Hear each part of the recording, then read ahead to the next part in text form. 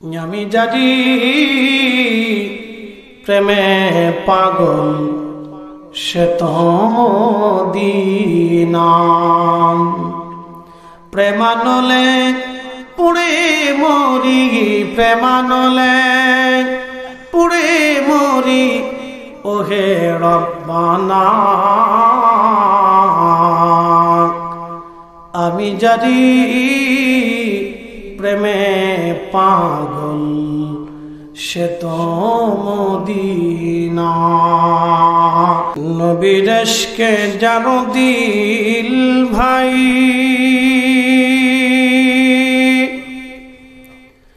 এ ভুবনে কাঁদে না।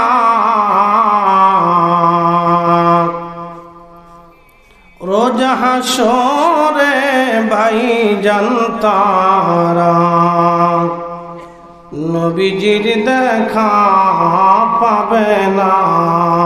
আল্লাহুম্মা সাল্লি আলা সাইয়্যিদিনা মাওলানা মুহাম্মাদ ওয়া আলি সাইয়্যিদিনা মাওলানা মুহাম্মাদ। বালাগাল উলা বিকামালিহি কাশাফাত দুজা বিজামালিহি حسنت جميع خصائله صلوا عليه وآله। কালেমা তাওহীদ আরশে লেখা,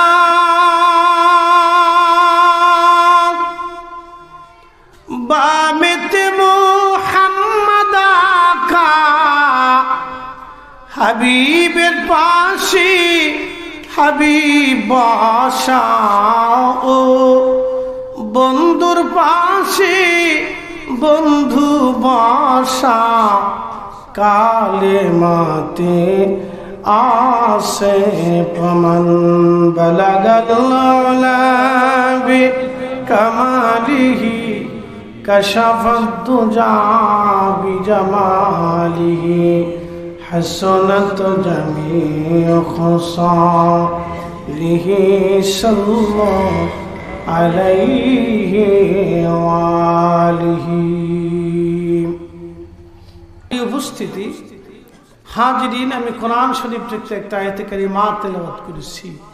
আল্লাহ বললেন কামা আরসালনা ফীকুম, হুজুর আপনাকে পাঠিয়েছি তাদের মধ্যে রাসূলান, রসুল বানিয়ে, মিনকুম ইয়াতুলু আলাইকুম আয়াতিনা, আপনি আপনার উম্মতের ভিতরে আমি আল্লাহর আয়াত সমূহ আবৃত্তি করে তেলাওয়াত করে বিধানাবলী, শরীয়ত, মারিফত, হাকিকত এবং এর শরীর দিক থেকে আপনি তাদেরকে ব্যাখ্যা করে শোনাবেন। ওয়ায়ুযাক্কিকুম, আপনি উম্মতকে পবিত্র বানাবেন। ওয়ায়ুআল্লিমুকুমুল কিতাব, আপনি উম্মতকে কিতাব শিক্ষা দিবেন। আল হিকমা, এবং হিকমত শিক্ষা দিবেন। ওয়ায়ুআল্লিমুকুম মা লাম তাকুনু তা'লামুন, উম্মত যেটা জানতো না, বুঝতো না, বুঝে না, জানে না, এটা আপনি শিক্ষা দিবেন। প্রিয় উপস্থিতি, এখান থেকে আমাদের অনেক কিছু বোঝার আছে। এই আয়াত থেকে আমরা বুঝি আল্লাহকে তামাম সৃষ্টির জন্য আল্লাহ শিক্ষক রূপে পাঠিয়েছেন। কথা ঠিক আছে না? তো শিক্ষক যদি কোনো বিষয়ে জ্ঞানী না হয়ে থাকেন তাহলে তিনি কি শিক্ষা দিবেন? এই জন্য রাসূল করিম সাল্লাল্লাহু আলাইহি ওয়াসাল্লাম তিনি সর্বগুণে আল্লাহ তাকে গুণান্বিত করেছিলেন, সর্বগুণে আল্লাহ তাকে গুণান্বিত করেছিলেন, সর্ব এলেমে আল্লাহ তাকে এলেম দান করেছিলেন। একসাথে বলা যাবে সুবহানাল্লাহ। আজকের পবিত্র রজব মাস, এই পবিত্র রজব মাসে আল্লাহ তার রসুলকে একটা মহা নিয়ামত দান করেছেন, সেটা হচ্ছে মেরাজ।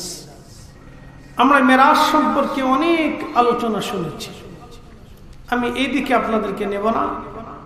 আমি ছোট্ট করে একটা পরিসংখ্যান আপনাকে দিচ্ছি যে আল্লাহ তার রসুলকে কি সম্মান দিয়েছিলেন।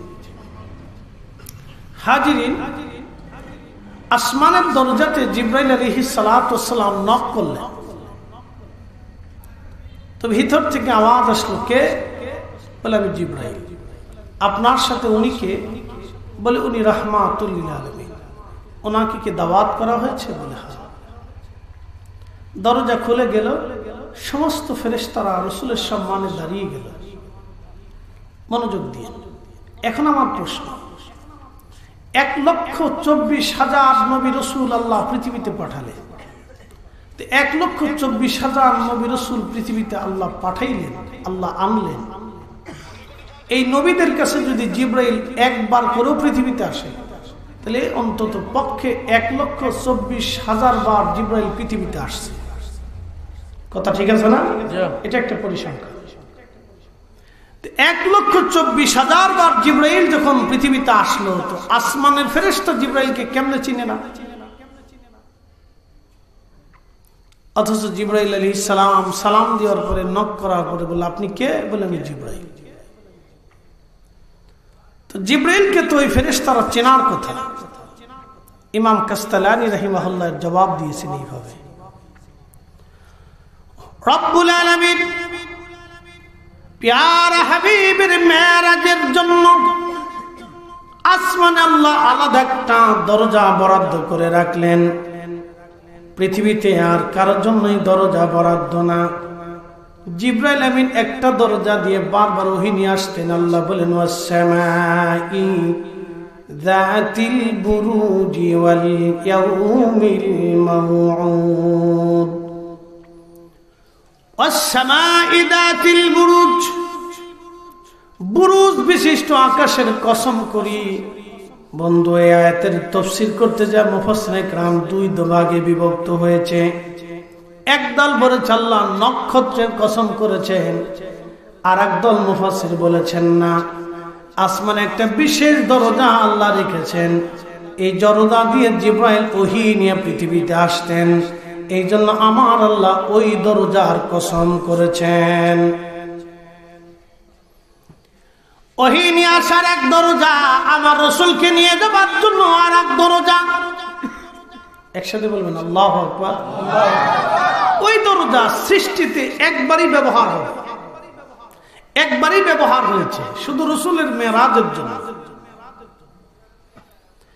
লক্ষ্য করেন হাজিরিন, ওই দরজাটা শুধু রব্বুল আলামিন আমার রাসূলের একবার যাওয়ার জন্য, মেরাজের জন্য আল্লাহ বরাদ্দ করলেন। শুধু ওই দরজা দিয়ে আমার আল্লাহ জিবরাইলকে নিলেন এবং আমার রাসূলকে আমার আল্লাহ মেরাজের রাত্রে শুধু ওই দরজা দিয়ে নিলেন, ওই দরজা দিয়ে আনলেন। পৃথিবীতে সৃষ্টিতে কখনো ওই দরজা আর কোনোদিন ব্যবহার হয় নাই, আর কোনোদিন ওই দরজা ব্যবহার হবে না। শুধু আমার রাসূলের সম্মানের জন্য দরজা বরাদ্দ। একবার জোরে বলা যাবে কি আল্লাহু আকবার। এখন আপনি বুঝেন তো রাসূলের, আল্লাহর হাবিবকে কি করে আমাদের সম্মান দেওয়া উচিত। অনেকে বলে থাকেন যে হুজ্জত কি, দলিল কি। আমি বলি রাসূল তো নিজেই হুজ্জত, নবী তো নিজেই হুজ্জত। বলে কি কারণে? আশহাদু আল্লা ইলাহা ইল্লাল্লাহ, এর পরের শব্দটি আশহাদু আন্না মুহাম্মাদুর রাসূলুল্লাহ। এটা সাফ কেবলা লাগায়নি, সাহাবীরা লাগায়নি, তাবিঈ লাগায়নি, চার মাযহাবের ইমাম, চার তরিকার ইমামরা লাগান। তো কে লাগিয়েছেন? যিনি মালিক তিনি লাগিয়েছেন। যে আমি আল্লাহর নামের পরেই আমার রাসূলের নামটা আজানে আজানে একামতে উচ্চারিত হতেই থাকবে। একসাথে বলবেন আল্লাহু আকবার। আচ্ছা, ঢাকার আজানের সময়ের সাথে কি সিলেটের আজানের সময়ের মিল আছে? ঢাকার আজানের, মাগরিবের আজানের সময়ের সাথে কি ঠাকুরগাঁর আজানের মিল আছে? ঢাকায় যখন আজান হয় মাগরিব, ঠাকুরগাঁয় তার 5 মিনিট পরে। ঠাকুরগাঁ থেকে কলকাতা আরো 3 মিনিট পরে। কলকাতা থেকে আপনি যত পশ্চিমের দিকে যাবেন তত আজানের টাইম গড়াইতে থাকি, পিছিয়ে থাকি, পিছিয়ে থাকি। এর অর্থ হলো সারা পৃথিবীতে সব সময়ের জন্য প্রত্যেক ঘন্টার ভিতরে কোথাও না কোথাও আজান চলমান আছে। একসাথে বলবেন আল্লাহু আকবার। আবার বলি, সৌদি আরবে যখন মাগরিব হয় তখন বাংলাদেশে মাগরিব হয় না। সৌদি যখন জোহর হয় তখন বাংলাদেশে জোহর হয় না। সৌদি যখন আসর হয় বাংলাদেশে আসর হয় না। সৌদি আরব যখন এশা হয় ভারতে তখন এশা ওই রকম হয় না। পাকিস্তানে ওই সময় হয় না, আফগানিস্তানে ওই সময় হয় না, উজবেকিস্তানে ওই সময় হয় না, চীনে ওই সময় হয় না, রাশিয়াতে ওই সময় হয় না, আমেরিকাতে ওই সময় হয় না, মধ্যপ্রাচ্য ওই সময় হয় না। ডিফারেন্স 10 মিনিট 20 মিনিট 20 মিনিট আধা ঘন্টা ডিফারেন্স। এর অর্থ হচ্ছে আজান চলমান হবে, আল্লাহর নামের পরে রসুলের নাম জিকির চলমান থাকবে। একসাথে বলবেন আল্লাহু আকবার। তিনি আমাদের রসুল। আল্লাহ এমন এক সিস্টেম করে দিলেন যে আল্লাহর পরে রসুলের নাম উচ্চারিত হতেই থাকবে, হতেই থাকবে, হতেই থাকবে। আল্লাহ যেখানে রসুল সেখানে, আল্লাহর নাম যেখানে রসুলের নাম সেখানে। এটা হতভাগা ছাড়া অন্য কেউ বুঝতে পারে না। শুধু হতভাগারা এটা বুঝে না, যাদের বুলন্দ নসিব তারা বুঝে। এই জন্য আমরা আকাবিরদের সিদ্ধান্ত ছিল রসুলকে সন্তুষ্ট করো, আল্লাহকে খুশি করো। যদি করতে চাও তো রসুলকে খুশি করো। আল্লাহকে যদি পাইতে চাও তো রসুলকে আগে পাও। আল্লাহকে যদি ভালোবাসতে চাও তো রসুলকে মহব্বত আগে করো। আল্লাহকে যদি খুঁজতে চাও তো নবীর ইত্তেবা আগে করো। আল্লাহর জন্য জীবন দিতে চাইলে রসুলের জন্য আগে দাও। এই জন্য সাহাবে কেরাম দেখতেন আগে রসুলের জন্য সাহাবে কেরাম নিবেদিত থাকতেন। আচ্ছা, প্রশ্ন করি, আবু বকর সিদ্দিকের রাদিয়াল্লাহু আনহু কন্যা আমাদের আম্মা জান আয়েশা সিদ্দিকা রাদিয়াল্লাহু আনহার বয়স 5 বছর, প্রিয় নবীজির বয়স 50 আপ। আচ্ছা বলেন তো, 5 বছরের একটা কন্যাকে আপনি কি 50 ঊর্ধ্ব একজন ব্যক্তির সাথে শাদী দিবেন? পৃথিবীর কোনো বাবা দেবে না। কথা ঠিক আছে না ভাই? পৃথিবীর কোনো বাবা দেবে না। কিন্তু আম্মাজান খাদিজাতুল আম্মাজান আয়েশা সিদ্দিকা রাদিয়াল্লাহু আনহার ব্যাপারে আবু বকর সিদ্দিক রাদিয়াল্লাহু আনহু রাসূলকে বলতেছিলেন, ইয়া রাসূলুল্লাহ, আপনি আয়েশাকে বিয়ে করেন। তো প্রিয় নবী বললেন, আবু বকর সে তো ছোট্ট। বলি, ইয়া নবী আল্লাহ, ছোট বড় বুঝি না, আপনি আয়েশাকে বিয়ে করলে আপনার সাথে আমার আত্মীয়তার সম্পর্ক হবে। আমি চাই আমি রসুলের আত্মীয় হব, রসুল আমার আত্মীয় হবে। কলিজার থেকে একজন ব্যক্তিকে কতটা মহব্বত করলে, প্রায় সমবয়সী। আবু বকর এবং আমাদের নবী প্রায় সমবয়সী প্রায় একজন ব্যক্তিকে কতটুকু দিল দিয়ে ভালোবাসলে তার নিজের 5 বছরের একটা ছোট্ট কন্যাকে বিয়ে দিতে চায়। তারা জানতেন যে রসুল পাইলে আল্লাহ পাওয়া হবে, রসুল খুশি করলে আল্লাহকে খুশি করা হবে। এখান থেকে আমাদের অনেক কিছু বুঝার আছে। তারা শুধু বাহিরের খেদমত করতেন না, আল্লাহ রসুলের ঘরের ভিতরের খেদমতের জন্য আম্মা জানকে শাদী দিয়ে দিলেন। পৃথিবীর কোন বাবা এটা করবে না যে 50 ঊর্ধ্ব একটা লোকের কাছে 5 বছর একটা মেয়েকে বিয়ে দিবে। কোন বাবা এটা করবেই না, মরে গেলেও না, ভিক্ষা করে খেলেও না। বাবাটা যদি ভিক্ষা করে খায় যে তাও দেবে না, না এটা হতেই পারে না, আমার মেয়ের জীবনটা আমি নষ্ট করতেই পারি না। প্রিয় উপস্থিতি, হাজিরিন, এইগুলি ছিল হুব্বে রাসূল। শানের সালাতটাকে আল্লাহ রাব্বুল আলামিন এতটাই মর্যাদা দিয়েছেন, প্রত্যেক আযানে ইকামতে পৃথিবীর সব স্থানে একসাথে নামাজ শুরু হয় না। দেখবেন পৃথিবীর সব মসজিদে একসাথে নামাজ হয় না। এর অর্থ হচ্ছে সর্বসময়ে সর্বমুহূর্তে আল্লাহর নামের পরে আমার রসুলের নামখানা জড়ানো রেখে দিয়েছেন আল্লাহ। কুরআনুল কারীমে রব্বুল আলামিন চমৎকার করে জানাই দিলেন, ওয়ারাফা'না লাকা যিকরাক। নবী গো, আমি আপনার জিকিরকে সমুন্নত করেছি, মর্যাদাপূর্ণ করেছি। ইয়া রাসূলুল্লাহ, ও সিলেটবাসী মনোযোগ দিবেন। বিয়ানীবাজারের মুসলমান, রব্বুল আলামিন আয়াত নাযিল করার পরে তাফসীর আবু হাতিমের মধ্যে আসছে, তাফসীর তাবারীর মধ্যে আসছে, জিবরাইল এসে গেলেন, ইয়া রাসূলুল্লাহ, আয়াতের মর্ম অর্থ কি আপনি জানেন? আল্লাহ নবী জবাব দিলেন আল্লাহু আলাম, আমার রব আমার আল্লাহ ভালো জানে। ঠিক তখনই জিবরাইল ডেকে বললেন, হুজুর, রব্বুল আলামিন আল্লাহ কোরআনের আয়াত নিজে নাজিল করেছেন, তাফসীর আমার আল্লাহ পাক জানিয়ে দিয়েছেন, ইজা যুকিরতু যুকিরতা মাই, আমি আল্লাহর জিকির যেখানে হবে আপনি নবীর জিকিরও সেইখানেই হবে। একবার জোরে বলা যাবে কি আল্লাহু আকবার? এজন্য নারে তাকবীর যেখানে হবে নারে রিসালাত সেখানেই হবে। কথা বলে ঠিক না বেঠে? নারে তাকবীর যেখানে নারে রিসালাত সেখানে, আল্লাহর জিকির যেখানে হবে নবীর দুরূদ সেইখানেই হবে। কথা বলে। অথচ আমাদের দেশে একদল দেখবেন দুরূদ পড়তে তাদের অনেক বড় অনীহা, কোন রকম দুরূদ ইব্রাহিম একবার পড়িয়া শেষ করে দেয়। তারপর মনে হয় যে খুব কষ্ট করে দুরূদ ইব্রাহিমটা পড়তেছে, যে খুব কষ্ট হচ্ছে ওনার। আমি এরকম মাহফিলে দেখছি যে দুরূদও পড়ে না, দুরূদ ইব্রাহিমও পড়ে না। আমি এরকম বক্তাও দেখছি। সি সি সি সি সি, লজ্জা করা উচিত। এদের শরম লজ্জা কুত্তার লজ্জার চাইতে বেশি লজ্জাশীল হয়ে গেছে এরা। এদের লজ্জা করা উচিত।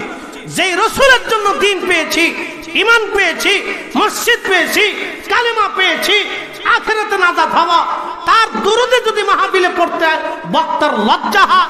এই সমস্ত বক্তাদেরকে মাহফিল থেকে বয়কট করা উচিত। কথা বলে ঠিক না? এই মাহফিল কি, এই মজলিস কি আমরা দিয়েছি না রাসূলের কারণে হয়েছে? আল্লাহ কি নিজে নিজে পরিচয় দিয়েছেন না রাসূলের মাধ্যম দিয়ে দিয়েছেন? রাসূলের মাধ্যম দিয়ে পরিচয় আল্লাহ দিয়েছেন। আল্লাহর পরিচয় কে জানতো? মক্কার কাফেররা জানতো, আবু বকর জানতো, ওমর জানতো, উসমান জানতো, আলী জানতো, তালহা, জুবাইর, আব্দুর রহমান ইবনে আউফ, সাদ বিন আবি ওয়াক্কাস, আবু উবাইদা ইবনে জাররাহ, আবু হুরায়রা, আবু সাঈদ খুদরি রিদওয়ানুল্লাহি তাআলা আজমাইন কেউ জানতো না। সবাই আল্লাহর পরিচয়হীন ছিল। নবী আসলেন, আল্লাহর পরিচয় তুলে ধরলেন। সাহাবে কাম বললেন কি করে হয়? রাসূল করিমের মুজিজা দেখলেন, আল্লাহর নবীর চরিত্র দেখলেন। রাসূল দেখে তারা বুঝতে পারলেন, হ্যাঁ উনি জীবনে মিথ্যা বলে নাই, কখনো মিথ্যা বলতে পারে না। উনি ঠিক, উনার আল্লাহ ঠিক, উনার রব ঠিক, আখিরাত ঠিক, উনি যা বলেছে তাই ঠিক। তো উনার দরুদ যদি জমিনে না হয়, মাহফিলে না হয়, তো হবে কোথায়? কি কথা ঠিক আছে না? ওনার দরুদ যদি মাহফিলে না হয় তো কোথায় হবে? আমি এরকম বক্তা দেখছি যে দরুদ শরীফ পড়ে না, এই খুতবা শেষ করার পরে একটু জিকির করে ওয়াজ শুরু করেছে। চিন্তা করলাম সর্বনাশ, এইভাবে যদি আগামী দিনগুলি চলতে থাকে তাহলে উম্মতের জন্য ভয়াবহ অশনি সংকেত উম্মতের জন্য আসতেছে। এই জমিন থেকে তারা দরুদ বন্ধ করে দিতে চাচ্ছে, অথচ আল্লাহ নিজে চালু রেখেছেন। আল্লাহ নিজে চালু রেখেছেন, ফেরেশতা দিয়ে চালু রেখেছেন। 24 ঘন্টাতে আল্লাহর হাবিবের রওজা মুবারকে 1,24,40,000 ফেরেশতা নাজিল হয়ে রওজা শরীফ ঘিরে ধরে তার আল্লাহর হাবিবের দুরূদ ও সালাম, দুরূদ ও তাসলিম পড়তে থাকে। 1 সেকেন্ডের জন্য বন্ধ হয় না। একসাথে বলা যাবে সুবহানাল্লাহ। এই জন্য আপনি দেখবেন আমরা রাকাবীর যারা ছিলেন, আল্লাহু আকবার, তাদের দিল উত্তম দিল বলা ছিল। আপনি একটু দেখেন তো, আহলে সুন্নাত ওয়াল জামাতের আকীদা ছাড়া কোন ওলির জন্ম পৃথিবীতে হয়েছে? আমাকে দেখান। বর্তমান সারা পৃথিবী খুঁজে দেখেন, আহলে সুন্নাত ওয়াল জামাতের আকীদা ছাড়া কোন মা ওলির জন্ম দিতে পারে নাই। আরে আলেম তো ইবনে তাইমিয়াও ছিল, এলেমের অধিকারী ইবনে তাইমিয়া ছিল। একটা দুইটা না, 10 লক্ষ হাদিস জানতো। লিখতে লিখতে লিখতে লিখতে বেচারার মাথায় গন্ডগোল হলো। একটা পর্যায়ে সে বলেই ফেললো যে আল্লাহ রসুলের রওজা মোবারক জিয়ারত করার ইচ্ছা করা মুসলমানের জন্য হারাম। কি বুঝলেন আপনারা? হাত দিছে কোথায়? ইমানে। একসাথে বলেন, কোথায় হাত দিছে? ইমানে হাত দিয়েছে। সে শুধু এইখানে হাত দেয় নাই, সে আরো একটা জায়গায় হাত দিচ্ছে। বলতেছে আল্লাহর হাত আছে, আল্লাহর চোখ আছে, আল্লাহর পা আছে, আল্লাহর কান আছে, আল্লাহর মাথা আছে। কি বুঝলেন আপনারা? আল্লাহর কই লয়ে গেছে গা? আল্লাহর লইছে কোথায় আপনি দেখছেন? সে রিসালাতে হাত দিয়েছে, তৌহিদ হাত দিছে, অথচ আজকে আমাদের দেশের এক ঘরানার মৌলবীরা তার খুব ভূয়সী প্রশংসা করে। ইবনে তাইমিয়া রহিমাহুল্লাহ রহিমাহুল্লাহ রহিমাহুল্লাহ জিকির করতে করতে জান শেষ হয়ে যায়। কি কথা কর না কেন? যতবার ইবনে তাইমিয়া রহিমাহুল্লাহ রহিমাহুল্লাহ করে ততবার ইমামুল আজম আবু হানিফার নাম নেয় না। অথচ বিশ্ববিখ্যাত ইমাম যদি তৈরি না হতো তাহলে ফিকহের স্বাদ মুসলমানদের জীবনে নসিব হতো না।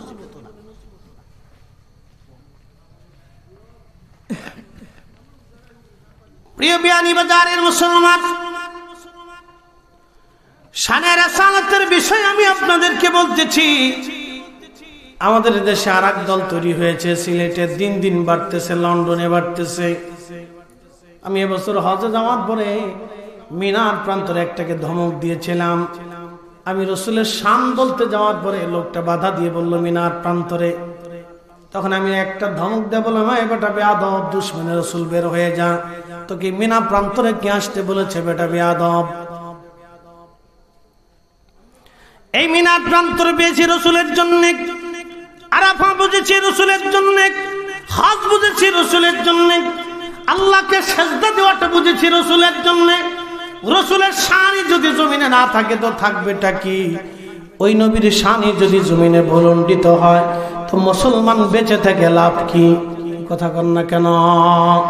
ওই নবীর ইজ্জত যদি জমিনে ভুলণ্ডিত হয় তাহলে মুসলমানের বেঁচে থেকে লাভ কি? ও বাজান, খুব মনোযোগ দিয়ে কথাগুলি শুনবেন। একজন লোক সারা বছরে নামাজ পড়ে না, সারা বছরও সে রোজা রাখে না। আরেকজন লোক সারা বছর নামাজ পড়ে, সারা বছর রোজা রাখে, কিন্তু লোকটার বিশ্বাস আল্লাহর নবীর পিতা মাতা জাহান্নামী কাফের। আপনি বলেন কোনটা ঠিক হবে? একটা লোক সারা বছর নামাজ পড়ে না, সারা বছর রোজা রাখে না, সে আল্লাহর হক নষ্ট করছে। আরেকজন লোক এসে সারা বছর নামাজ পড়ে, সারা বছর রোজা রাখে, কিন্তু সে রসুলের হক নষ্ট করছে। এখন দাড়ি পাল্লাতে কোনটার ওজন বেশি হবে, কোনটা হালকা হবে, আপনি বিবেক দিয়ে বুঝে যান। প্রশ্ন সূক্ষ্ম, ওয়াজও সূক্ষ্ম, বুঝটাও সূক্ষ্ম। যদি বুঝতে পারেন তাহলে অনেক কিছু বুঝতে পারবেন, যদি বুঝতে না পারেন তো কিছু বুঝবেন না। এক কথা মনে রাখবেন, হালাল খাবার ব্যতীত ইবাদত কবুল হয় না, ওযু ব্যতীত নামাজ হয় না, ঈমান বিশুদ্ধ না হওয়া ব্যতীত মুসলমান জান্নাতে যাবে না। কি কথা কন না কেন? ঈমান বিশুদ্ধ না হওয়া পর্যন্ত মুসলমান জান্নাতে যাবে না। হাজার বছর ইবাদত হতে পারে, হাজার বছরের জিকির হতে পারে, হাজার বছরের তাহাজ্জুদ হতে পারে, শানে রাসালাতে কেউ যদি গুস্তাখি করে হাজার বছরের ইবাদত এক সেকেন্ডে শেষ হয়ে যাবে। আহা, কথা বুঝে যাওয়াটা জরুরি। আল্লাহ জানিয়ে দিলেন, লা তারফাউ আসওয়াতাকুম ফাওকা সাওতিন নবী ওয়ালা তাজহারু লাহু বিল কওলি কাজাহরি বা'দিকুম লিবা'দিন আন তাহবাতা আমালুকুম। একটা কথা মনে রাখবেন, আকাশ ভেঙে যাবে, জমিন পড়ে যাবে, সাগর শুকিয়ে যাবে, আল্লাহর কালামের কোনো পরিবর্তন হবে না, কোরআনের কোনো পরিবর্তন হবে না। কোরআন যা বলে দিয়েছে তাই ঠিক হবে। আল্লাহ রসুলের সঙ্গে কেউ যদি বেয়াদবি করে হাজার বছরের ইবাদত হলেও এক পয়সার মূল্য সে পাবে না। আল্লাহ বলেন, আং তাহবাতা আমালুকুম, তার তাহাজ্জুদ ধ্বংস হবে, তার সালাত ধ্বংস হবে, তার রোজা ধ্বংস হবে, তার হজ ধ্বংস হবে, তার ঈমান ধ্বংস হবে, তার নামাজ ধ্বংস হবে, তার ইবাদত ধ্বংস হবে, তার দান সদকা ধ্বংস হবে, তার কোনো কিছুই আল্লাহর দরবারে আল্লাহর দরবারে আল্লাহর দরবারে মঞ্জুর হবে না, হবে না, হবে না, হবে না। ইন্নাল্লাযীনা ইউযুনাল্লাহু ওয়া রাসূলাহু লা'নাহুমুল্লাহু ফিদ দুনিয়া ওয়াল আখিরাহ। আল্লাহ বলে দিলেন যে আল্লাহকে কষ্ট দেয়, আমার রাসূলকে কষ্ট দেয়, হাবিব আমি আল্লাহ তাকে বলে দিলাম তার দুনিয়া ধ্বংস হবে, আখিরাত ধ্বংস হবে। আমি আল্লাহর পক্ষ থেকে তার উপরে লানত, দুনিয়াতে লানত, আখিরাতে লানত, তার জিন্দেগির আমল বরবাদ হবে, আখিরাত ধ্বংস হয়ে যাবে। শানে মুস্তাফাতে কেউ যদি বেয়াদবি করে তার আখিরাত ধ্বংস হবে, দুনিয়া ধ্বংস হবে, আখিরাত শেষ হয়ে যাবে, দুনিয়া শেষ হবে। হেরেমে বসে নামাজ পড়লেও কাজ হবে না। মাকাম ইব্রাহিম 40 বছর সালাত আদায় করলেও কাজ হবে না। কাবা শরীফের গিলাফ দিয়েও যদি তাকে কবর দেওয়া হয় তাও কাজ হবে না। হুজুর গাউসে পাকের মাজারের গিলাফ এনেও যদি কবর দেওয়া হয় তাও কাজ হবে না। জান্নাতুল বাকির মাটি এনেও যদি কবরে দেওয়া হয় তাও কাজ হবে না। জান্নাতুল বাকিতেও যদি তাকে কবর দেওয়া হয় তাও কাজ হবে না। কোথায় একবারে পরিষ্কার, আল্লাহ নিজে বলে দিয়েছেন লানাহুমুল্লাহু ফিদ দুনিয়া ওয়াল আখিরাহ, দুনিয়াতেও লানত, আখিরাতেও লানত। এই কথা সারা জীবন ব্রেনে রাখবেন, সারা জিন্দেগি ব্রেনে রাখবেন। যারা গুস্তাখ রাসূল, শানে রিসালাতে আল্লাহর হাবিবের সাথে বেয়াদবি করে, সে যেই হোক, আপনাকে তাকে মানা যাবে না, প্রশ্রয় দেওয়া যাবে না, তার জন্য অর্থ ব্যয় করা যাবে না, সময় ব্যয় করা যাবে না, তার পক্ষ নিয়ে আপনি স্লোগান দিতে পারবেন না, তার পিছনে অর্থ ব্যয় করতে পারবেন না। 1 টাকা ব্যয় করলে 1 টাকা রাসূলের ইজ্জতের বিরুদ্ধে ব্যয় হবে। 1 মিনিট সময় ব্যয় করলে 1 মিনিট সময় আল্লাহ রাসূলের ইজ্জতের বিরুদ্ধে ব্যয় হবে। একটা মুহূর্ত ব্যয় করলে 1টা মুহূর্ত আল্লাহ রাসূলের ইজ্জতের বিরুদ্ধে যাবে। আপনি যদি আপনার জীবনের 1টা কথাও ব্যয় করেন তো 1টা কথাও রাসূলের ইজ্জতের বিরুদ্ধে যাবে। আর রাসূলের ইজ্জতের বিরুদ্ধে যাওয়া মানে আপনার নিজের জীবনের ধ্বংস ডেকে আনা। মনে রাখবেন, কবরে যেতেই হবে, হাসরের ময়দানে দাঁড়াইতেই হবে। একটা কথা মনে রাখবেন, হাসরের ময়দানে রাসূলের সামনে দাঁড়াইতে হবে। আপনাকে হাউজে কাউসারের কাছে যেতেই হবে, আর হাউজে কাউসারের কাছে যেতে হলে রাসূলের সামনে দাঁড়াইতেই হবে। আল্লাহ বলছেন ইন্না আ'তাইনাকাল কাউসার, নবী গো আমি আপনাকে হাউজে কাউসারের মালিকানা দিয়ে দিয়েছি। আল্লাহ রাসূলের সামনে আপনাকে যেতেই হবে। হাউজে কাউসারে না যাওয়া পর্যন্ত পানি পাবেন না। আর অবশ্যই হাসরের ময়দানে আপনাকে পানি পান করতেই হবে। করতে হলে আপনাকে রাসূলের সামনে দাঁড়াইতেই হবে। রাসূল ছাড়া জান্নাতে যাওয়ার কোনো ব্যবস্থাপত্র আল্লাহ রাখে নাই। অতএব শানে মুস্তাফাতে কেউ যদি বেয়াদবি করে তার আখিরাত ধ্বংস হবে। এজন্য আমরা রাকাবীর যারা ছিলেন শানে মুস্তাফার জন্য লড়াই করেছেন। নারায়ে রিসালাত ইয়া রাসূলুল্লাহর জন্য আল্লামা সাহেব কেবলা ফুলতলি সৈয়দপুরের জমিনে মার খেয়েছেন। মারতে মারতে থেকে মুমূর্ষ করা হয়েছিল। মুমূর্ষ হালতে তিনি ইয়া রাসূলুল্লাহ বলে চিৎকার করেছিলেন। ইয়া রাসূলুল্লাহ স্লোগান জীবনের শেষ সময় পর্যন্ত তিনি ছাড়েন নাই। সেই দিনের রক্ত আল্লামা সাহেব কেবলা ফুলতলি রক্ত সেই দিন আল্লাহ বৃথা দেয় নাই। তার রক্তের বিনিময়ে সিলেটের জমিনে সুন্নিয়তকে আল্লাহ জিন্দা করেছেন। কথা বলেন ঠিক না বেঠিক?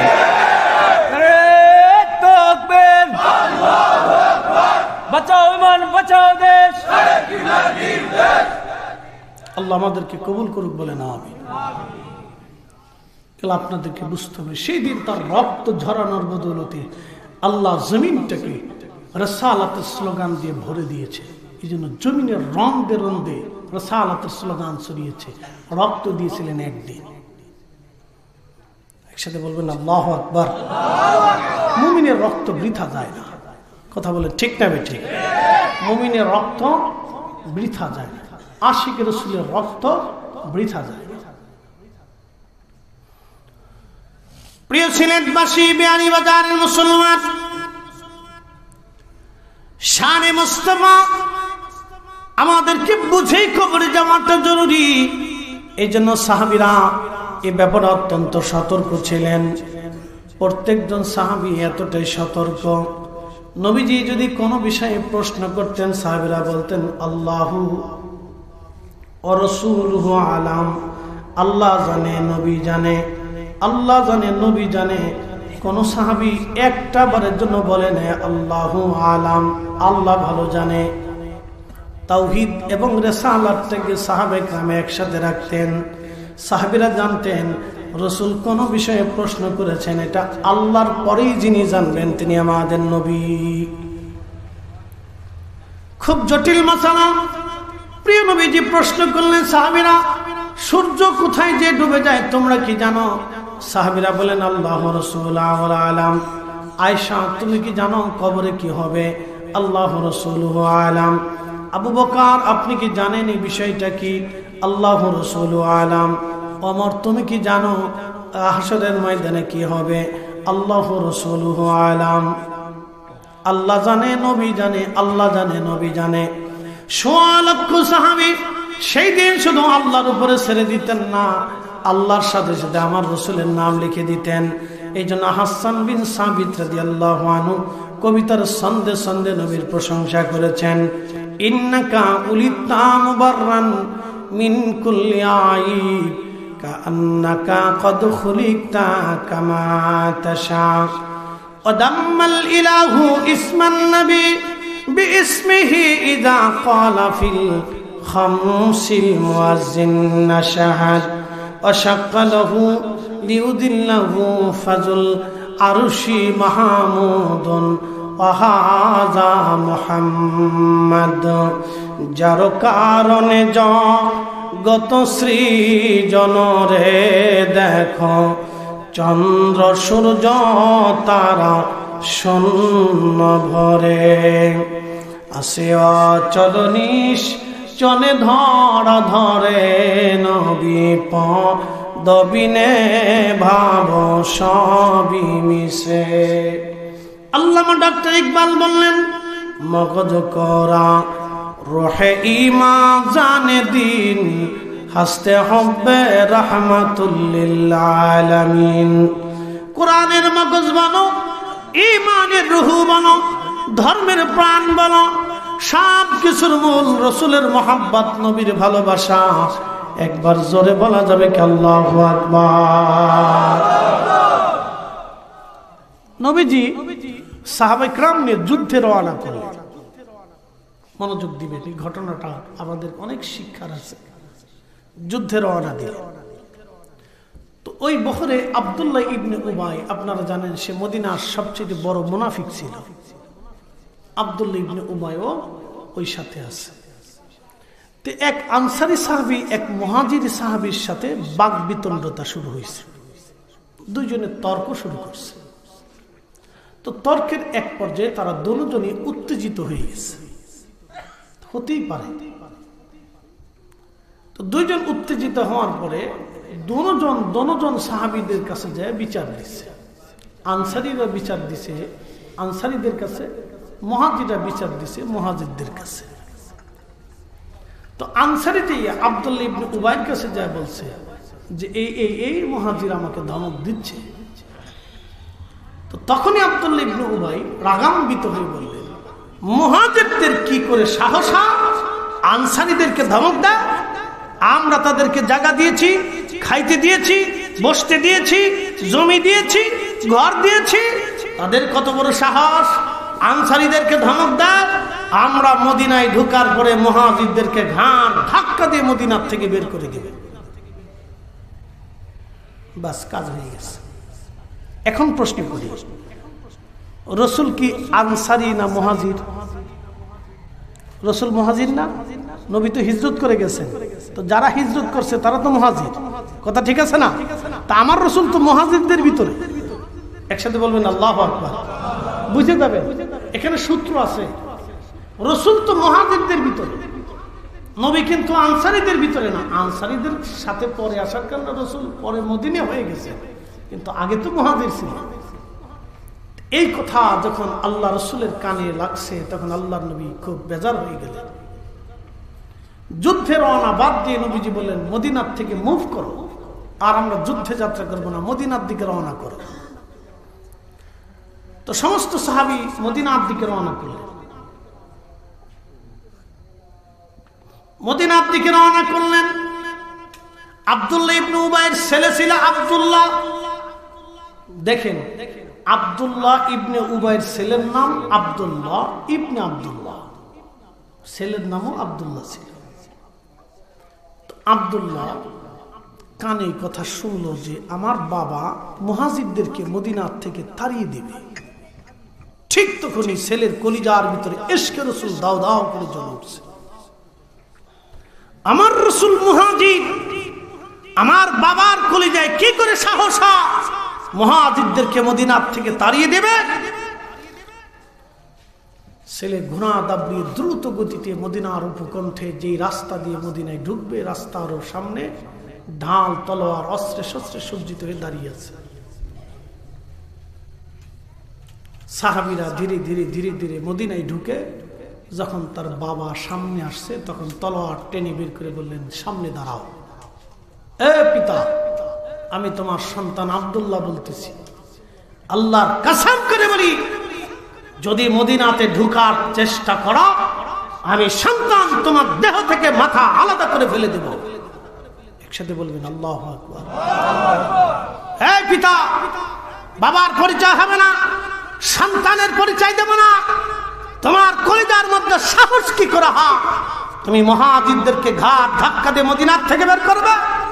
আমার রাসূল তোমাকে মদিনায় ঢুকতে না দিলে আল্লাহর কসম করে বলি, আমি তোমার বেটা এইখানে তোমাকে জবাই করব।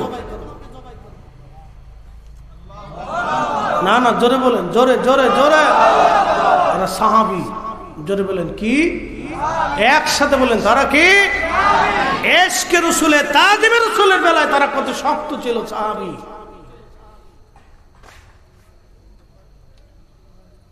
তাজিমে রাসূল, ইশকে রাসূলের বেলায় তাদের দিল কত শক্ত ছিল। এই পিতা, বাপের পরিচয় হবে না আজকে, তোমার দেহ থেকে মাথা ফেলে দেব। যদি রাসূল করিম তোমাকে মদিনায় ঢুকতে না দেয়, আমি এইখানে তোমাকে জবাই করব। আর নবীজি ঢোকার অনুমতি না দেওয়া পর্যন্ত তুমি এইখানে দাঁড়িয়ে থাকবে। ছেলের কথা শুনে আব্দুল্লাহ ইবনে উবাই হতবাক হয়ে গেলেন। হায় হায় হায় হায়, আমার ছেলেটা আজ আমাকে মেরে ফেলতে চায়। বাবা হতবাক হয়ে মদিনার ভূখণ্ডে দাঁড়িয়ে আছেন। আল্লাহর নবীর আদত ছিল যুদ্ধ থেকে ফেরার পথে সবার পরে আসতেন। সাহাবীদের ভিড় পড়ে গেল। কোন কোন সাহাবী মদিনার দিকে ঢুকতে শুরু করলেন। হাজার হাজার সাহাবী মদিনায় চলে গেলেন। নবীজি সবার পিছনে এসে দেখলেন ছেলে বাবারে দাঁড়া করায় রাখছে। খোলা তলোয়ার নিয়ে বাবা ছেলে দুইজনের সামনে দাঁড়ানো। নবী বললেন, আব্দুল্লাহ কি হয়েছে? বলি, ইয়া রাসূলুল্লাহ, আমার বাবার কত বড় সাহস হয় আপনাদেরকে মদিনার থেকে বের করে দিবে। আপনি অনুমতি দিলে বাবা মদিনায় ঢুকতে পারবে, নতুবা আমি আমার বাবার দেহ থেকে মাথা এখান থেকে ফেলে দেব। আমার বাবাকে মদিনায় ঢুকতে দেব না। একবার জোরে বলা যাবে কি আল্লাহু আকবার? তেলের গাড়ি তেলে চলে,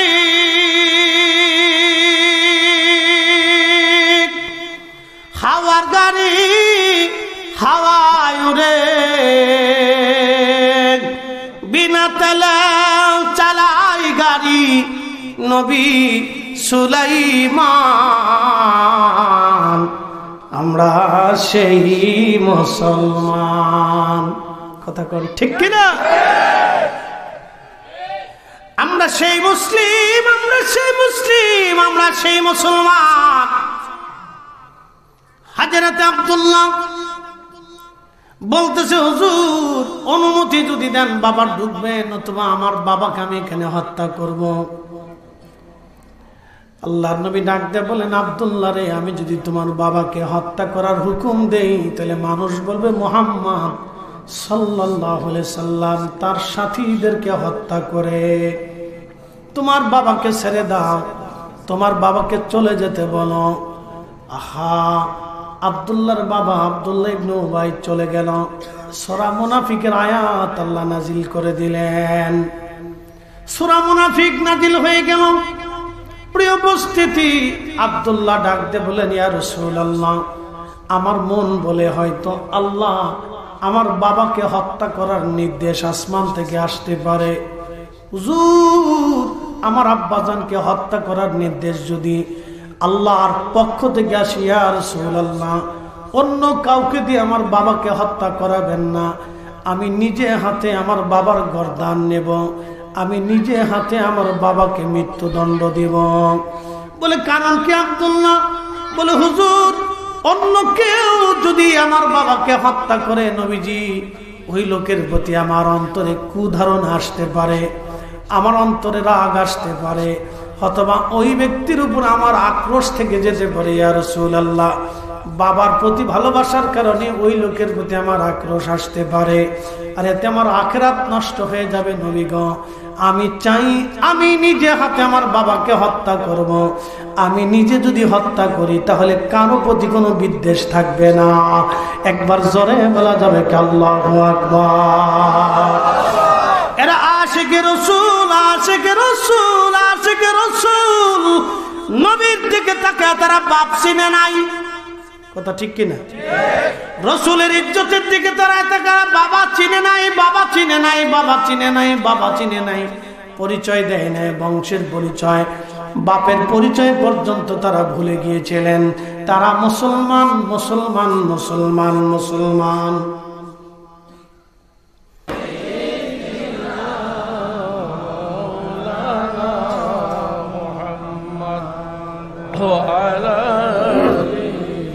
سيدنا مولانا আল্লাহ কোরআনে জানিয়ে দিলেন ওয়ালিল্লাহিল ইজ্জাতু ওয়া লিরাসূলিহি ওয়া লিল মুমিনিনা ওয়ালাকিন্নাল মুনাফিকিনা লা ইয়ালামুন। সচ্চে মুসলমান তারা নামেই মুসলমান। ইমানদারের ইমান নিয়ে করছে যারা খেলা, এরাই তো আসলে এজিদেরই চেলা। ঠিক না? দাড়ি টুপি পাগড়ি আছে দেখতে আল্লাহ মা, ভিতরে নাই নবী প্রেম ইয়াজিদে ভরা। সচ্চে মুসলমান তারা নামে মুসলমান। ওয়ালিল্লাহিল ইজ্জাতু ওয়া লিরাসূলিহি ওয়া লিল মুমিনিনা ওয়ালাকিন্নাল মুনাফিকিনা লা ইয়ালামুন।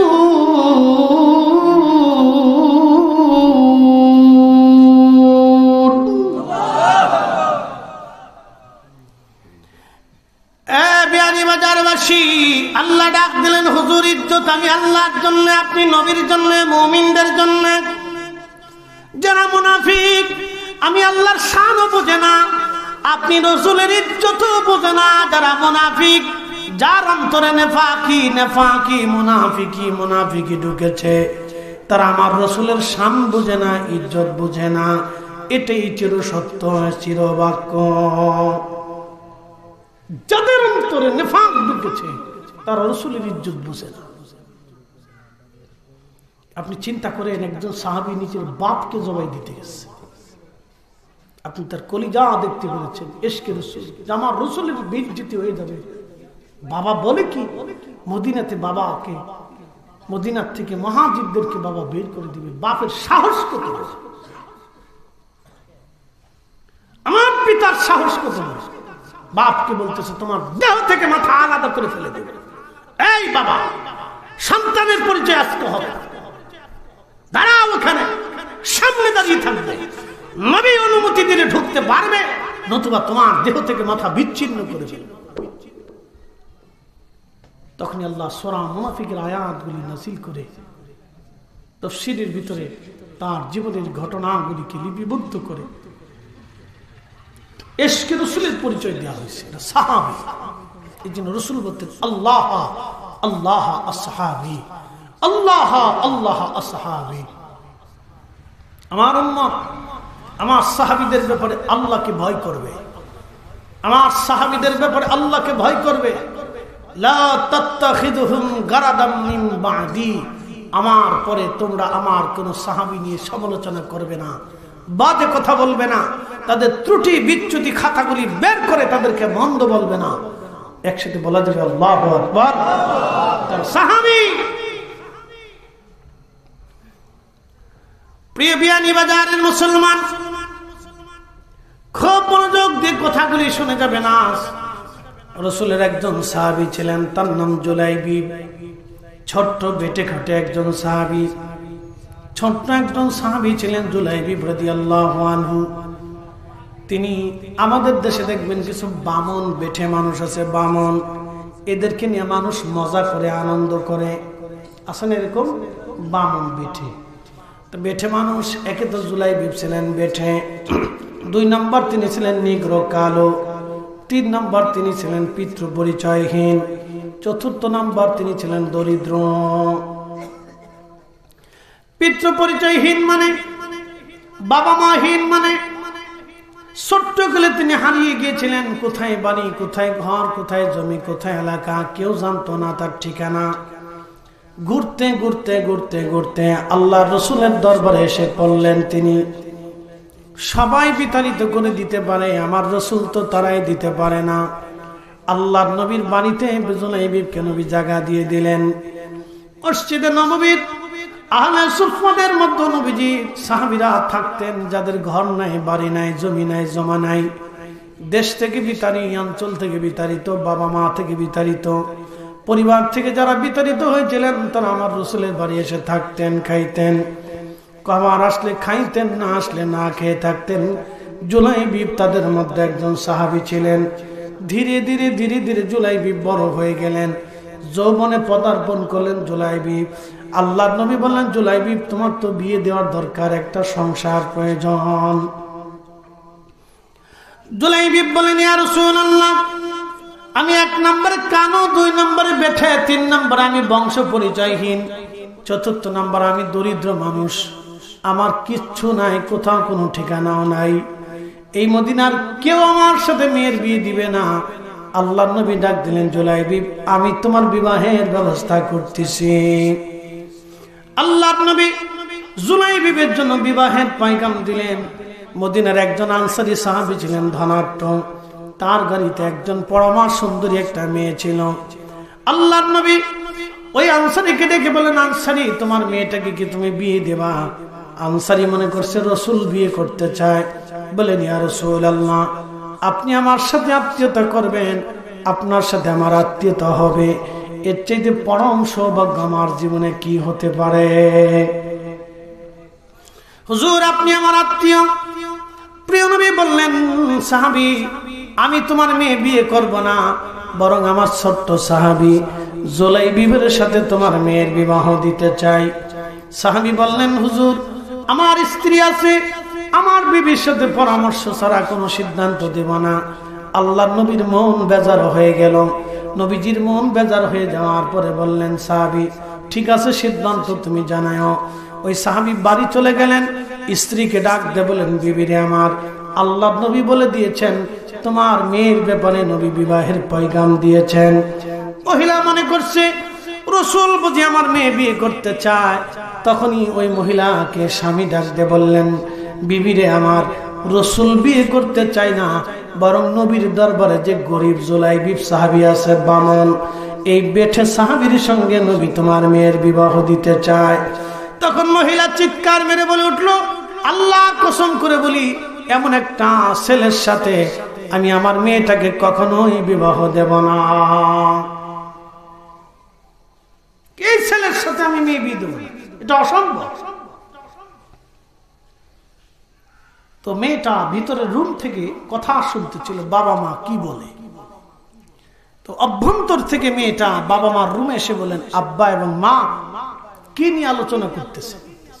বলছে, বেটি কন্যা আমার কলিজার টুকরা, রসুল তোমাকে বিয়ে দিতে চায় একটা ছেলের সাথে জুলাইবিব। মারে সে অত্যন্ত বামন বেঠে, সবাই তো তাকে চিনে, মদিনার কেউ অচেনা নাই। একটা বামন বেঠে, মদিনার মানুষ তাকে নিয়ে হাসি তামাশা করে। কন্যা আমার মেয়েটা, মেয়ে আমার ছেলেটা অত্যন্ত দরিদ্র, বংশ পরিচয়হীন, কোথায় তার ঠিকানা, বাড়িঘর কেউ বলতে পারে না, সে দরিদ্র মানুষ। আমরা সম্ভ্রান্ত পরিবারের লোক, তোমার মতো একটা সুন্দরী মেয়েকে এমন একটা ছেলের সঙ্গে বিবাহ আমি দিতে পারি না। মেয়েটা ধমক দিয়ে বলল, মা আব্বাজান, কলেজার ভিতরে আপনাদের সাহস কি করা হয়? রসুল আমার বিবাহের ব্যাপারে ছেলে পছন্দ করেছে, এর চাইতে পরম সৌভাগ্য আমার জীবনে কি হয়? রসুল আমার জন্য স্বামী পছন্দ করেছে। ও মা, ও আব্বা, আপনি তাড়াতাড়ি যান, রসুলের পয়গামকে ফেরত দিবেন না। আপনি যায়া বলেন আমি জুলাইবিবকে পছন্দ করলাম। রসুল পছন্দ করার কারণে একবার জোরে বলা যাবে কি আল্লাহু আকবার। ইশকে রাসূল। আপনি কল্পনা করতে পারবেন যে একটা মেয়ে তার জীবনের সুখ, ভালোবাসা, ইচ্ছা সবকিছুকে বিসর্জন দিয়ে দিল রসুলের কথা। একসাথে বলবেন আল্লাহু আকবার। না না, হয় না, হয় না, এটা ছোটখাটো কাজ না, আর জোরে বলেন আল্লাহু আকবার। আচ্ছা বলেন তো, একটা ছেলে বংশ পরিচয়, কোথায় তার বাড়ি, কোথায় তার ঘর, কোথায় তার ঠিকানা কেউ জানে, এরপর হত দরিদ্র, নিগ্রো, কালো, বামন বেটে, এরকম একটা ছেলের সাথে আপনাদের বিয়েনি বাজারে কোনো ধনাঢ্য পরিবারের কোন লোক তার মেয়েকে বিবাহ দেবে? জীবনও দেবে, কখনোই হবে না। রসুল বলছেন, মেয়ে রাজি হয়ে বললেন, যান। সাহস কি করে হয় আপনার? নবী আমার জন্য স্বামী পছন্দ করেছে, এর চাইতে আমার জীবনের আর কে হতে পারে যে রসুল পছন্দ করেছে? আর জোরে বলেন আল্লাহু আকবার। এরা সাহাবী, নবীর ইচ্ছার কাছে সবকে বিসর্জন দিতে, রসুলের ইচ্ছার কাছে সব বিসর্জন। আপনি সেই রসুলের ইজ্জতের ব্যাপারে আপনি চুপ থাকতে পারেন না। আপনাকে বুঝে কাজ করতে হবে। সাবধান, সাহাবায়ে কেরাম কি করে ভালোবাসতেন। আহা, আনসারী সাহাবী দৌড়াই যে বলেন, ইয়া রাসূলুল্লাহ, আমার মেয়ে আপনার পয়গামে রাজি হয়ে গেছে, মেয়ে রাজি হয়ে গেছে, এখন আমার আর কিছু বলার নাই। হুজুর, আমিও রাজি হয়ে গেছি, ইয়া রাসূলুল্লাহ ক্ষমা করে দিয়ে। হুজুর বিবাহের প্রস্তুতি গ্রহণ করেন। আল্লাহর রাসূল রাজি হয়ে গেলেন, সন্তুষ্ট হলেন। বিবাহের দিন তারিখ নির্দিষ্ট হলো। জুলাইবিবকে বলেন, তোমার সামানা জোগাড় করো। তখনকার দিনের বিয়ে এখনকার দিনের বিয়ের ভিতরে আকাশ পাতাল তফাৎ, ডিফারেন্স।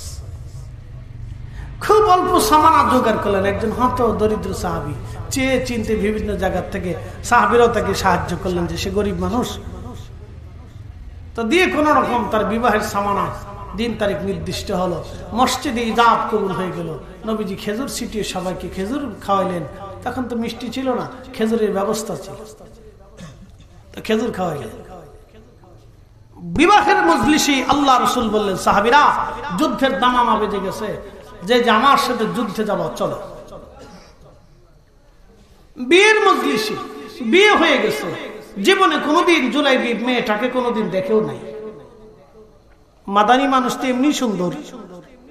আপনারা যারা জানেন যে পৃথিবীতে, বর্তমান পৃথিবীতে যদি শ্রেষ্ঠ মানুষ দেখতে চান তো মদিনার মানুষ দেখবেন, যদি সবচেয়ে শরীফ ভদ্র মানুষ দেখতে চান তো মদিনার মানুষ দেখবেন, সবচেয়ে পবিত্র পর্দানিসীন কোন নারী যদি দেখতে চান তো মদিনার নারী দেখবেন। এদের চাইতে পৃথিবীতে পবিত্রা, সতী সাধবী এবং ভদ্র এবং আল্লাহওয়ালা পৃথিবীতে কোন নারী আপনি কোথাও খুঁজে পাবেন না। একসাথে বলবেন আল্লাহু আকবার। এরা রক্তগতভাবে, বংশীগতভাবে রসুলের প্রতিবেশী হওয়ার কারণে আল্লাহ তাদেরকে ওইভাবেই তৈরি করে। সারাবি, খারাবি, হারামি, নাফাকি, ফাসিকি মদিনার সীমানার ভিতর পাবেন না। নবী বলে দিয়ে গেছেন, উম্মত, সারা পৃথিবীতে হারামি, সারাবি, খারাবি, নাপাবি, ফায়েসাকা সারা পৃথিবীতে ছড়িয়ে যাবে, শুধু আমার মদিনাকে আল্লাহ হেফাজত রাখবে। আসতে হয়ে গেল না? জোরে জোরে জোরে বলেন, জোরে বলেন। যদি পৃথিবীতে মদিনার মানুষ দেখতে চান, যদি পৃথিবীতে একবারে ফ্রেশ মানুষ দেখতে চান তো মদিনার দিকে তাকাবেন। এরা ফটকারি ফটকারি, আসেকি, ফাসিকি, ফাইসি তাদের ভিতরে পাবেন। মদিনার মানুষ, মদিনার বাচ্চা, মদিনার বাসিন্দা, মদিনার নারী, মদিনার পুরুষ।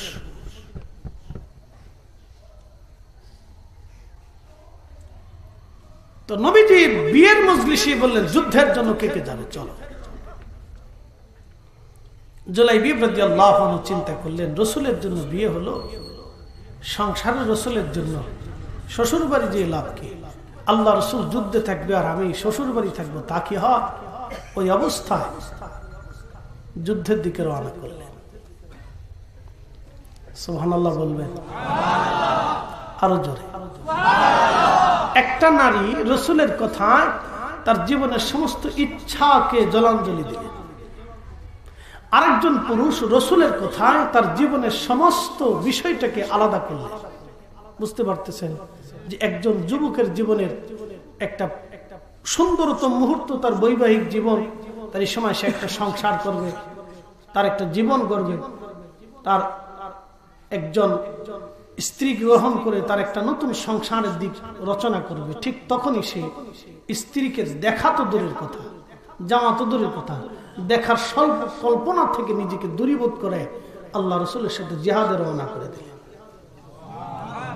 সাহাবী, একসাথে বলেন তারা কি? জোরে বলেন তারা কি? সাহাবী। এভাবে তারা ইশকে রাসূল দিয়ে, তাজিমে রাসূল দিয়ে তাদের জীবনের সব কিছু উজাড় করে দিচ্ছে।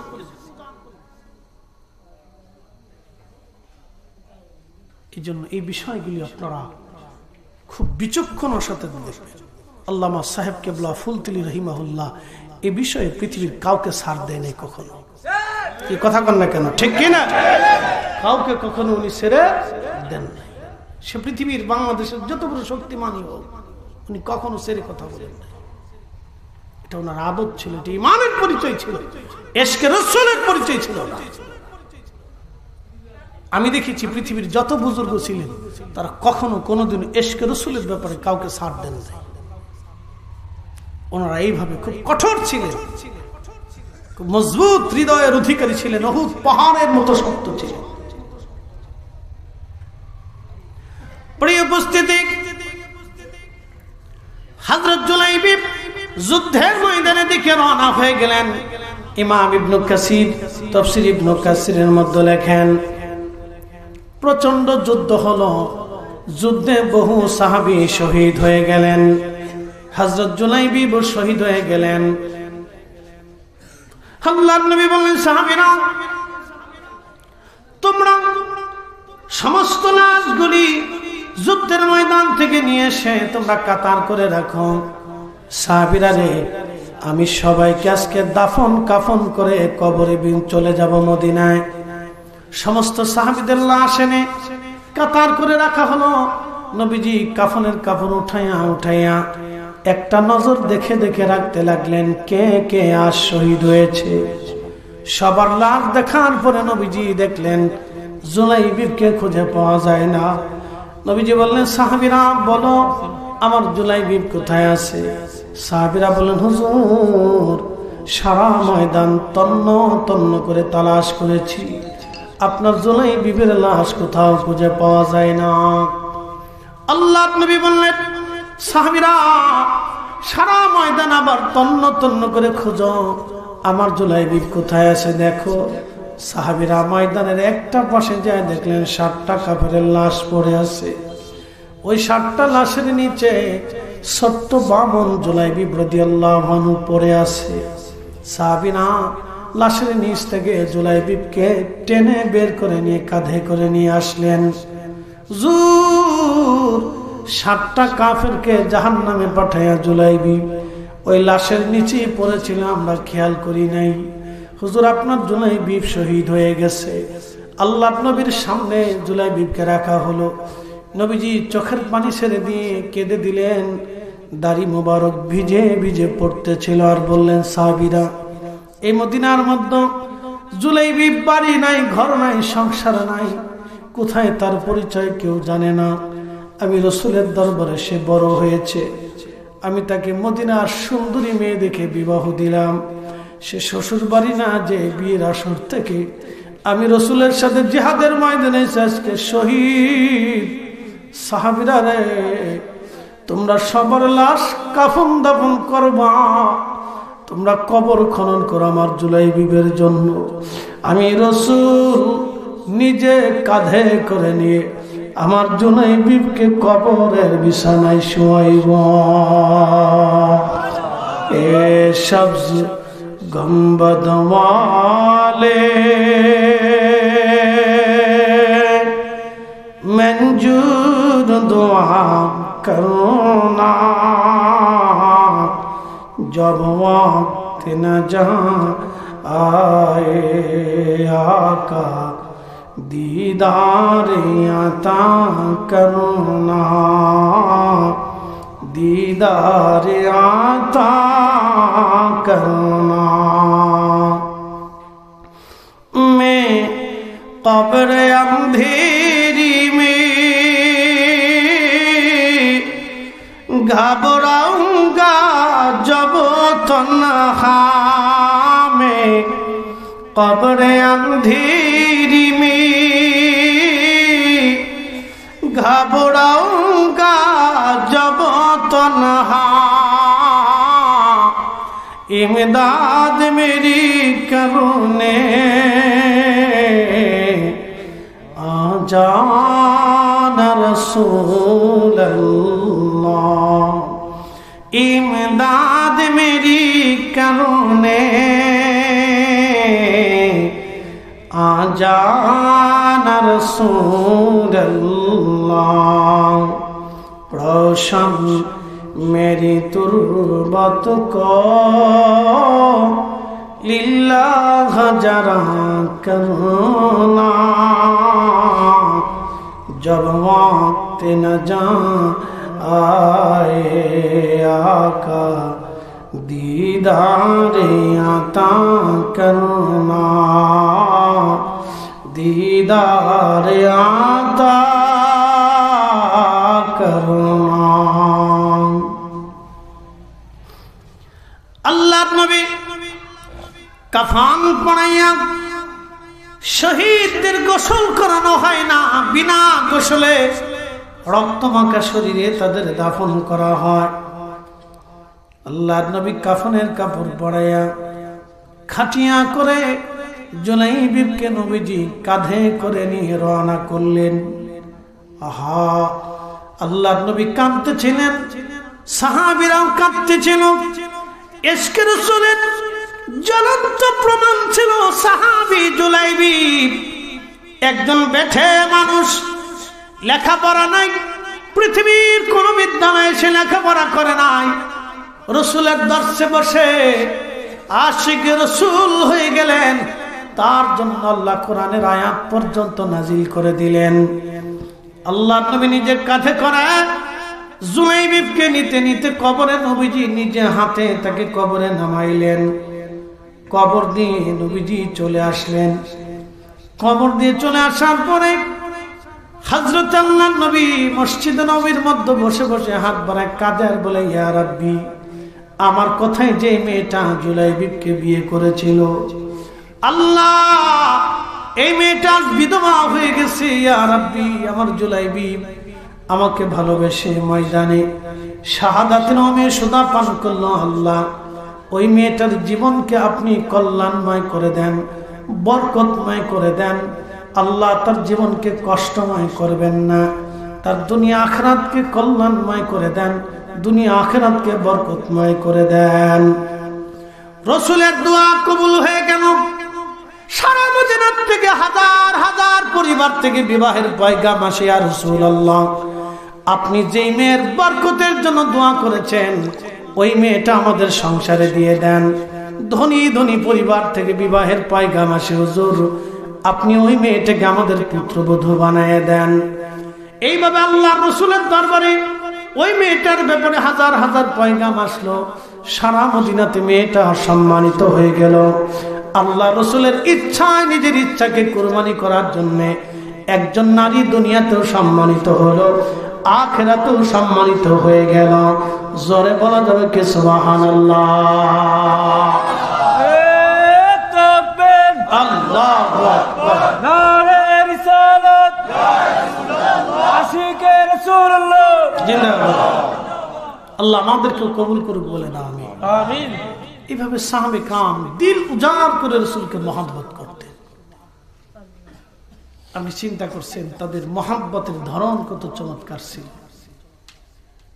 প্রত্যেকটা সাহাবী, প্রত্যেকজন সাহাবী এরকম ছিলেন। আহা, তাদের মহব্বতের বর্ণনা যদি আপনাদের সামনে তুলে ধরি, এইভাবে রাতের পর রাত চলে যাবে। তাদের জিন্দেগিকে উজাড় করতে। এই জন্য আমরা সাহাবীরা রসুল আগে চিনেছে, সাহাবে কেরাম আগে রসুল চিনেছে, এরপরে আল্লাহ চিনেছেন। তারা আগে আল্লাহ চিনে নেই, আল্লাহ বুঝতো না, আখিরাত বুঝতো না, ঈমান কি জিনিস জানতো না। এই জন্য কোন এক মজলিসে নবীজি মজলিসে মার দিয়ে যাচ্ছে, তো দেখে সাহাবেকরাম এরকম মাহফিল সাজিয়েছে। নবীজি জিজ্ঞেস করলেন, মা জালাসনা, তোমরা কি করতেছো? বলে না তো আল্লাহ, আল্লাহকে ডাকতেছি, ওয়া নাহমাদুহু, আল্লাহ জিকির করতেছি। আল্লাহ রাসূল বললেন, কেন? বলে আলা মা হাদানা লিদীনিহি, আল্লাহ আমাদেরকে দ্বীন দিয়েছেন, হেদায়েত দিয়েছেন, আমরা আগে গোমরা ছিলাম, পথভ্রষ্ট ছিলাম। ওয়া মান্না আলাইনা বিকা, আপনি নবী নামক মহা নিয়ামত আল্লাহ আমাদেরকে দিয়েছেন। একসাথে বলবেন আল্লাহু আকবার। সাহাবীদের বিশ্বাস রাসূল নিয়ামত, আর আমাদের ভাইদের বিশ্বাস রাসূল আমাদের মতো। আপনি আকাশ পাতাল ডিফারেন্স দেখবেন। এরা মুফাসসিরে কোরআন, আবার খ্যাতিমান, খ্যাতি সম্পন্ন, বিশ্ববিখ্যাত মুফাসসির। বাপরে বাপ, তাদের নামের আগে বিশ্ববিখ্যাত দিচ্ছে। অথচ পৃথিবীতে মুফাসসির হইতে হলে 17টা জ্ঞান লাগে, আর 2টা জ্ঞানও আছে কিনা সন্দেহ আছে। বিশ্ববিখ্যাত মুফাসসির, আল্লাহ মাফ করে দিক। তাদের তাফসীরের ধরন দেখলে মনে হবে যে সর্বনাশ, কি মুফাসসির হয়েছে তারা। হায় আফসোস উম্মতের জন্য, এরা মানুষের দায়ী যদি হয়ে থাকে তাহলে এই মানুষ ধ্বংস ছাড়া কি হবে? রাসূলকে সাহাবে کرام বললেন, ওয়া মান্না আলাইনা বিকা, আপনি নবী নামক মহা নিয়ামত আল্লাহ দিয়েছেন, সেই জন্য আমরা হামদের জিকিরের মাহফিল সাজিয়েছি, সেই জন্য আমরা জিকিরের মজলিস করেছি। একসাথে বলা যাবে আল্লাহু আকবার। সাহাবীরা বলতেছে, মান্না আলাইনা বিকা, আপনি আমাদের মাঝে আল্লাহর দেওয়া এক মহা নিয়ামত।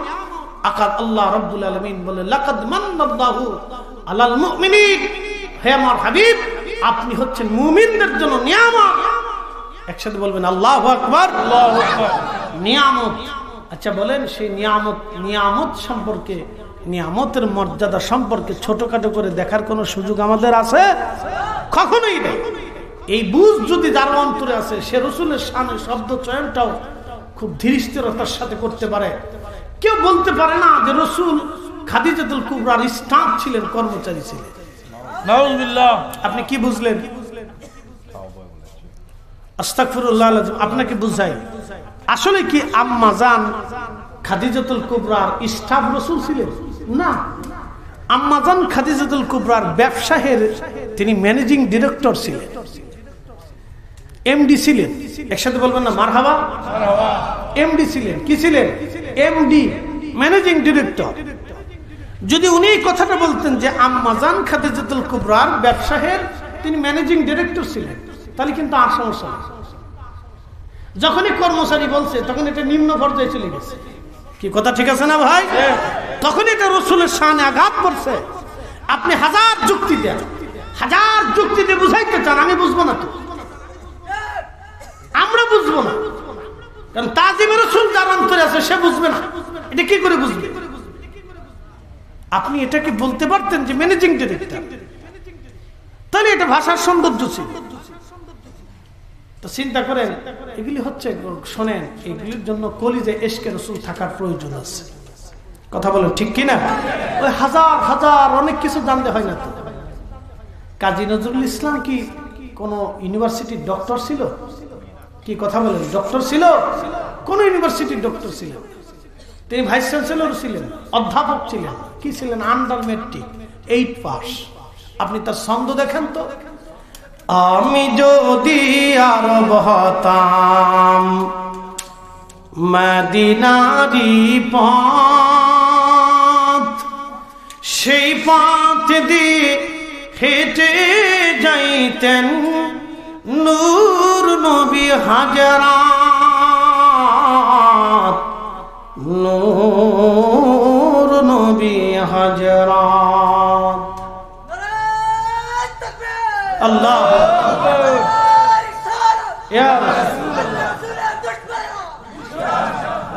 খুব মনোযোগ দিবেন। কাজী নজরুল আন্ডার মেট্রিক, তিনার ভাষা কত চমৎকার ছিল, শানের সালাতে আপনি যদি দেখেন একটার পর একটা ছন্দ, আমার দিকে দেখেন, একটার পর একটা ছন্দ, একটার পর একটা ছন্দ। ত্রিভুবনের প্রিয় মুহাম্মদ এলো রে দুনিয়ায় রে, সাগর আকাশ বাতাস দেখবি যদি দেখেন তো তার ছন্দ কত চমৎকার। আল্লাহু আকবার। সাহাবী মদিনার বাচ্চারা রাসূলকে দেখে কি বলল? তালাল বদরু আলাইনা মিন সানিয়াতিল বিদা ওয়াজাবাশ শুকরু আলাইনা মাদারিল্লাহি দা। তালাল বদরু আলাইনা, আমাদের মাঝে একটা বদর পূর্ণিমার চাঁদের উদয় হচ্ছে। মিন সানিয়াতিল বিদা, সানিয়া পর্বতের পাদদেশ দিয়ে। একসাথে বলবেন আল্লাহু আকবার। আপনি দেখেন মদিনার বাচ্চারা কোন ইউনিভার্সিটিতে পড়ছে, তাদের শব্দ চয়ন দেখছেন আপনি? এই জন্য শব্দ চয়ন ও ইশকে রাসূল লাগে। কথা ঠিক আছে না ভাই? তাজিমে রাসূল লাগে। খালি লেখাপড়া করলেই হয় না, ঠিক? শুধু লেখাপড়া করলেই হয় না। এত লেখাপড়া করে যদি বিরাট মেধাবী হওয়া যাইত, বিরাট কিছু হওয়া যাইত, তাহলে বিশেষ করে কমপ্লিট করে একটা ছেলে টেবিলের নিচে ঘুষ খাইত না।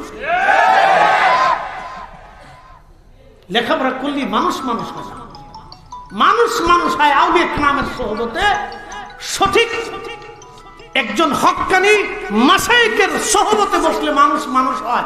তাদের দর্শে, তাদের শিক্ষায় মানুষ প্রকৃত মানুষ হয়। কি কথা কর না কেন?